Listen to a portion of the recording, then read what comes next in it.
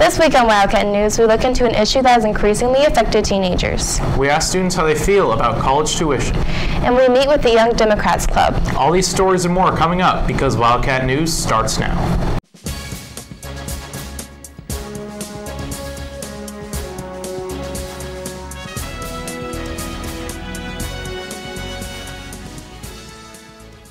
Good morning, West Johnston. I'm Carolyn Carlson. And I'm Mason Butcher.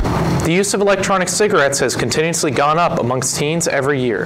Miranda Bean reports. The FDA is calling the rise of vaping an epidemic, with 3 million high school students this year using vapes, up more than 75% from last year. If current trends continue, by the year 2030, tobacco is predicted to kill 8 million people a year worldwide. One pod of the most popular brand of Juul contains the same amount of nicotine as a whole pack of cigarettes. Two students who requested to remain anonymous have been vaping for several years and share how they got started.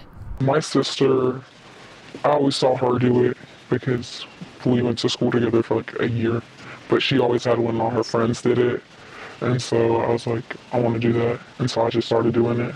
It's not really worth it when you think about the health risks. I picked it up from the people around at school because it was considered cool. It just seemed fun, so I just tried it. Nicotine from vaping is as addicting as heroin, cocaine, and alcohol. I want to quit, but like it's going to be hard because now with like the nicotine and the addiction and everything, it's going to be hard. But like I have thought about it before. I honestly, personally don't think it's cool. I guess that's a mindset, but it like calms me down. I don't really get anything out of it. It would be extremely hard for me to stop due to, you go into the bathroom and you see people Juul all the time. It's like, dang, I could be doing that right now. Do you really know what you're smoking?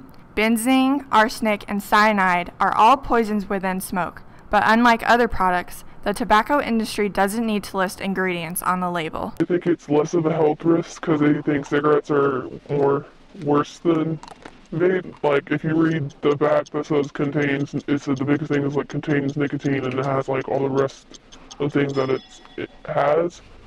And everybody's like, oh, it ain't that big of a risk, but you still can get diseases off of it. About 69% of middle and high school students have been exposed to vaping advertisements in public and on social media. Exposure to vaping ads may be contributing to the rise of usage among youth. They have the signs posted on the bathroom walls and stuff about the worst things in the bathroom or in your vape. People don't really pay any mind to them. Ads are more beneficial because they put more facts in, whereas the signs on school campus are just saying the worst things are in your vape. For a regular vapor, costs could be around $140 a week, if not more. It can be really expensive. It depends on what you're trying to buy. It's like $30 for like a Juul and a charger. The starter pack is like $30 with a Juul, 4 pods, and a charger.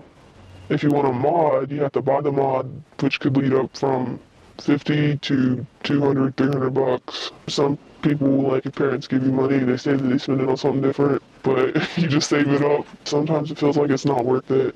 I mean, it's fun.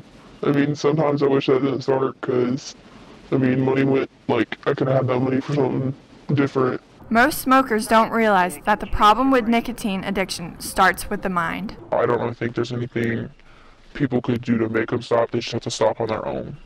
If you are suffering from addiction and want to receive help, call the National Substance Hotline at 1-800-662-4357. I'm Miranda Bean, Wildcat News. Thanks, Miranda. With college application deadlines coming up, some students are looking at the price tags that come along with attending a university. According to CNBC, over 60% of Americans support tuition-free college. Senior Linda Norito disagrees with this and shares how scholarships and hard work can be beneficial. I feel like things shouldn't really be handed to everyone. Because like if it wasn't free, anybody could go. I feel like you should at least work for something. I probably would not be going to the college that I want if I did not get scholarships. I've been working like my hardest since middle school to get straight A's every single year, and now I'm finally starting to see it pay off because I'm realizing how many colleges are paying attention to my test scores and my grades and my transcript and everything else, and I'm proud of myself now. Because like I look back and I'm thankful that I worked so hard. Narita believes that even if the initial cost of college was removed, other costs would still remain. College tuition is just the cost to get into the college, because then on top of that you have books and housing, and like that's maybe like thousands more dollars to add on to the tuition. Even application fees, I feel like, are extremely expensive, and like some of them you're paying like $85 for a rejection letter basically. Narita thinks that debt is a major issue in the long run and can cause unnecessary stress. My sister has a whole bunch of friends that are still like $30,000 in debt from student loans, and I feel like that could just add so much more stress to your life when you're that age. You should be having kids and a family and not worrying about college anymore, really. Senior Anthony Ramsey believes that if college ends in debt, it may not be worth it. One person might go to college and end up being Steve Jobs, and another person might go to college and get all these degrees and then end up working a subpar job that doesn't make them enough money to support themselves. So it just depends on the person, how hard they work, what connections they make, and, you know, ultimately where their rung on the ladder of life is. I'm Caroline Carlson, Wildcat News. Thanks, Caroline. A club is starting back up this year as students are expressing their alignment with a certain political party. Allison Wade reports. The Young Democrats Club is being revived this year, and students who affiliate themselves with a political party are getting equal representation. Sophomore Brianna Busico-Pilati is the president and explains the background of the club. We would have group meetings within the association, National Association of Teen Democrats, which is a bigger branch of our mini club here at school. Our school has a chapter, and then there's also a bigger chapter in Johnston County and the district in North Carolina. So throughout those bigger affiliations, we could connect with like Corinth Holders that also has a Democratic club and make bigger changes and work together to see what we could do. Sophomore Reagan Smith speaks of what she would like to do as a young Democrat.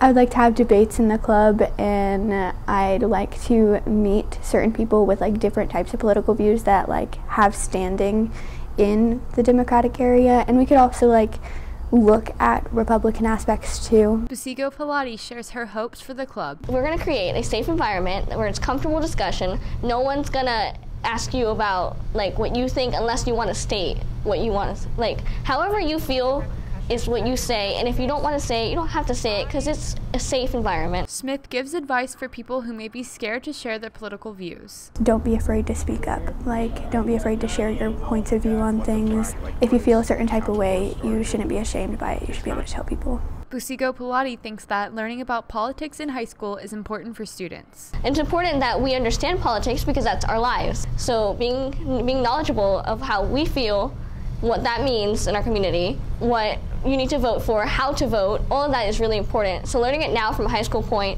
is important because then later on you'll be prepared. I'm Allison Wade, Wildcat News. Thanks, Allison. A new school calendar has been implemented this year. Grayson Betts reports. For the 2018-2019 school year, Johnston County has shifted the schedule so the first semester ends before Christmas break and the second semester finishes at the end of May. Business teacher Karen Lambert's instruction methods have been slightly affected by the new layout.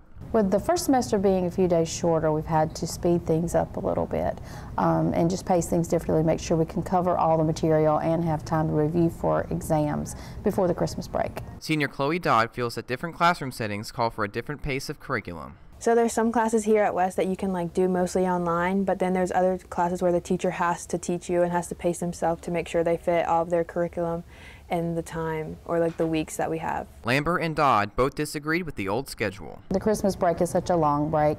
I do think it makes more sense to go ahead and finish up that semester so that people don't have, you know, an exam hanging over their head. Everybody can go home and relax and enjoy their break, and when we come back we're starting a new class, starting off fresh. We go into Christmas break having to learn new stuff or like new material, and then after Christmas break our exams are right there. But with the new schedule, we don't go into Christmas break learning stuff, so we don't have to like worry about losing the information.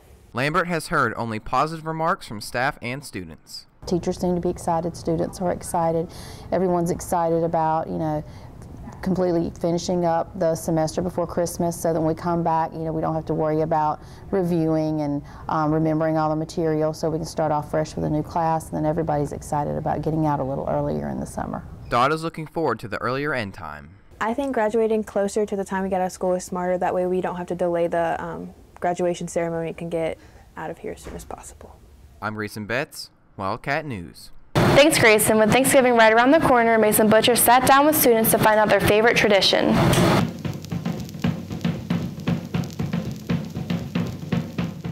What is your favorite Thanksgiving tradition? Every year I go to my grandma's house with my family and we eat a bunch of food. It's eating food and watching football. My favorite Thanksgiving tradition is going to Black Friday right afterwards. I do it every year. It's watching football with my pappy after a Thanksgiving meal. I like going to my grandparents' house, eating all the food, you know, having fun with my family. Just the usual. Playing football with my uncles and brothers in the yard, just having fun with my family. My favorite Thanksgiving tradition is watching football with my dad. Well, that's all for us this week. If you have any comments, questions, or story leads, email us at wjstudentmedia@gmail.com or send us a tweet at wjstudentmedia. And if you want to watch Wildcat News at home, on the go, or catch up on past episodes, go to wjstudentmedia.com or subscribe to our YouTube channel. I'm Mason Butcher. And I'm Caroline Carlson. Thanks for watching and have a great week.